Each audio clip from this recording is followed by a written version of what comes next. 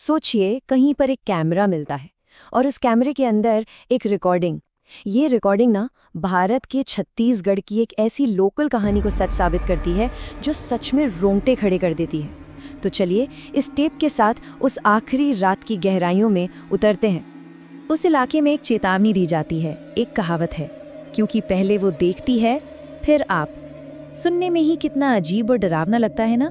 और बस यही वो पहली और सबसे बड़ी गलती थी जो उन 3 दोस्तों ने की। उन्होंने इस चेतावनी को मजाक में उड़ा दिया। अक्सर देखा गया है कि हर डरावनी कहानी की जड़ में ना कोई बुरा आइडिया ही होता है, और इस कहानी में ये आइडिया आया था मशहूर होने की जिद से। तो इस कहानी के मेन कैरेक्टर्स हैं 3 दोस्त। पहला है रेहान, एक यूट्यूबर जिसे बस फेमस होना था किसी भी कीमत पर। दूसरी है आरोही, उसकी दोस्त जो थोड़ी हमेशा से इन सब चीज़ों से डरती थी। और तीसरा था विराट। बेचारा विराट, वो तो बस गाड़ी चला रहा था। उसे क्या पता था कि ये ड्राइव उसकी जिंदगी की आखिरी ड्राइव होने वाली है। इनका प्लान वैसे तो बड़ा सिंपल था, पर उतना ही बेवकूफ़ी भरा भी। उन्हें बस ऑनलाइन फेम चाहिए था, और इसके लिए वो जा रहे थे चित्रकूट वाटरफॉल, एक ऐसी जगह जहाँ के लोकल लोग सूरज ढलने के बाद कसम से कदम रखने से भी कांपते हैं। ये रेहान का कॉन्फिडेंस था, या शायद उसका घमंड, जो कह रहा था ये वीडियो जरूर वायरल होगा। उसे इस बात का जरा भी अंदाजा नहीं था कि जिस वायरल कंटेंट के पीछे वो भाग रहा है उसकी कीमत उसे अपनी जान देकर चुकानी पड़ेगी। और हुआ भी यही, वो उनका आखिरी वीडियो ही साबित हुआ। एक ऐसा वीडियो जो कभी इंटरनेट पर अपलोड तो नहीं हो पाया, लेकिन उसकी कहानी हमेशा के लिए अमर हो गई। तो अब चलते हैं कहानी के उस हिस्से में जब उनका सामना पहली बार उस चीज से हुआ जिसे वो इतनी बेताबी से ढूंढ रहे थे। अब जरा टाइमलाइन पर गौर कीजिएगा। वो रात के 9:15 बजे जगदलपुर से निकले और ठीक 10:07 पर चित्रकूट फॉल्स पहुंच गए।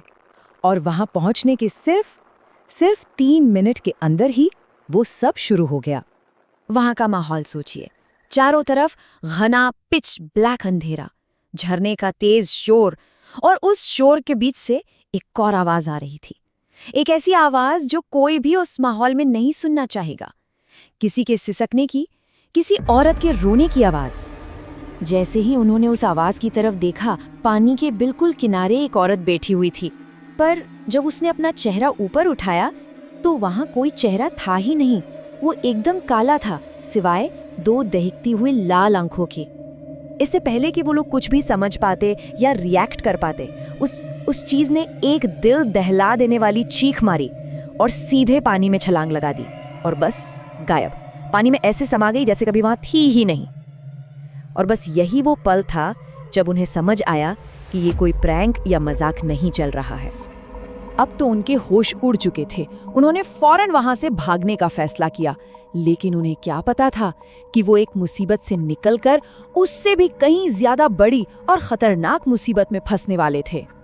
जल्दी घर पहुंचने की हड़बड़ी में उन्होंने एक शॉर्टकट लिया, बारसूर जंगल वाला रास्ता। अब ये वो रास्ता था जिसके लिए साफ साफ चेतावनी थी कि सूरज ढलने के बाद यहाँ से कोई नहीं गुजरेगा। उन्होंने एक बहुत जरूरी लोकल नियम तोड़ा था, और इसकी सजा बहुत भयानक मिलने वाली थी। और फिर ठीक वैसा ही हुआ जैसा हर हॉरर फिल्म में होता है। घनी जंगल के ठीक बीचों बीच, जहां मीलों तक मदद का कोई नामो निशान नहीं था, उनकी कार का इंजन अचानक बंद पड़ गया और वो उस घने अंधेरे में फंस कर रह गए। गाड़ी के बंद होते ही डर का असली खेल शुरू हुआ। पहले तो पेड़ों के पीछे से अजीब उल्टी जुबान में फुसफुसाने की आवाजें आने लगी। फिर जब उन्होंने घबराकर टॉर्च चलाई तो देखा कि जंगल के अंदर से दर्जनों चमकती हुई आंखें उन्हीं को घूर रही थीं। और फिर उनकी कार की छत पर जोर से एक धड़ाम की आवाज आई, जैसे कोई भारी भरकम चीज ऊपर आकर बैठ गई हो। अब पता नहीं कैसे, पर उनकी गाड़ी फिर से स्टार्ट हो गई और उन्होंने अपनी जान बचाकर गाड़ी को पास के एक मंदिर की तरफ भगाया। उन्हें लगा चलो अब जान बची, अब वो सुरक्षित हैं। मंदिर के पुजारी ने जब उनकी हालत देखी तो वो फौरन समझ गए कि क्या हुआ है। उन्होंने ही बताया कि वो लोग 2 अलग अलग तरह की ताकतों से बचकर आए हैं। चित्रकूट झरने पर एक अकेली, गुस्से से भरी आत्मा का साया है, जो एक गर्भवती महिला थी। लेकिन बारसूर का जंगल, वो तो अनगिनत, अनगिनत भटकती रूहों का घर है। कुछ पल के लिए मंदिर की दीवारों के अंदर उन्हें लगा कि वो सच में बच गए। शायद वो भयानक सपना अब खत्म हो गया है। लेकिन ये बस एक झूठी तसल्ली थी, क्योंकि असली खतरा तो दरवाजे के ठीक बाहर उनका इंतजार कर रहा था। और अब हम आते हैं कहानी के उस आखिरी हिस्से पर, जो उस कैमरे में रिकॉर्ड हुआ था। वो फाइनल 28 सेकंड्स जिन्होंने उनकी किस्मत का फैसला हमेशा हमेशा के लिए कर दिया। जैसे ही उन्होंने मंदिर से बाहर कदम रखा, सब कुछ बहुत तेजी से हुआ। सबसे पहले मंदिर की घंटियां अपने आप जोर जोर से बजने लगी। फिर एक ही पल में बाहर जल रहे सारे दिए बुझ गए और घने अंधेरे में वही औरत खड़ी थी। पर इस बार वो अकेली नहीं थी। उसके पीछे सैकड़ों परछाइयां खड़ी थीं, जो धीरे धीरे उनकी तरफ बढ़ रही थीं। रेहान, पीछे मत घूमना, ये आरोही की आखिरी चीख थी।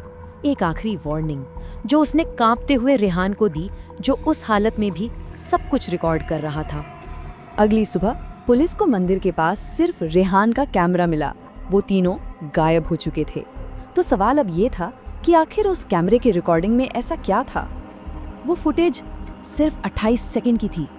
उसमें काले बिना चेहरे वाले साए दिख रहे थे जो हिल रहे थे।